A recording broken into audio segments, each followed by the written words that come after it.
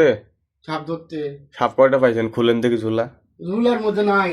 ঝুলার মধ্যে আছে সাপ? সাপ বেঁচে আইছি। ও কয়টা দিবেছিলেন? 400। কয়টা ধরছিলেন আজ? আঁকড়া আঁকড়া সাপ। কয়টা ধরছিলেন? একটা। একটা? কয়টা ধরছিলেন? একটা ধরছিলেন? সাপ ধরছি না, একটা। একটা ধরি ব্যস্ত পারেননি না বেশি দিয়েছেন? বেঁচে দিয়েছি। ও টাকা পাইছেন? হ্যাঁ। কয় টাকা পাইছেন? 400। 400 টাকা। কি সাপ ধরছিলেন ওটি?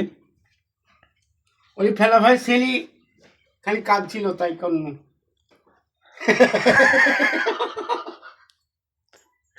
সুলতান ভাইয়ের সাপ ধরলেন কুড়িল দি? তাই খাওয়া দাওয়া করলেন কি? খাইছি মাছ, পিঠা আনছিল কাল। আত্মীয় আইছে বাড়ি। পিঠা আনছিল? পিঠা রান্ধে না বানাই? বানাই। পিঠা বানাইছিল? ওগুলি কি মামা? বাদাম। তা হাইফিট বাদাম লিয়েছেন মামা? হ্যাঁ। দোকানের সামনে পানো, দাও 10 টাকার বাদাম, খাই গি। কাজ হয়ে গেছে?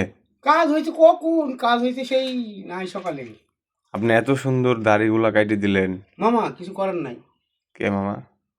এই ভোটে পাস করতে পারলাম না তাই। ও এই কথা বলা যাবে না মামা। না মামা। আপনি দাড়ির কাজ দাড়ি করবে, ভোটের সাথে সাথ কি বলেন তো? না। তাই তাহলে এই ঝোলা সাপ তো ঝোলার মধ্যে একটাও নাই। না মামা, একদিন মল পুকুরে 5টা সাপড়ে বসে আছে। আমি আসছি হচ্ছে আব্দুল ভতুর বাড়ির ওখান থেকে নামে আসছি। 5 জনে এক জায়গায় বসে তিনি কল্প করতে। আমি কিছু বললে ওখানে চাপু। তাই কি পাতেন? হয়তো ধরেন এমনি তো আমার কাছে যে কোনো একটা জিনিস আছে, আমার কাছে খুব বেশিরভাগ অজাগর সাপ।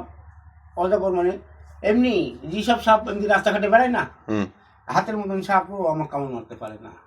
কে? আল্লাহ জানে। আরে না, আপনি কামড়াতে পারেন না, এটি কোনো কথা নাকি? না আছে।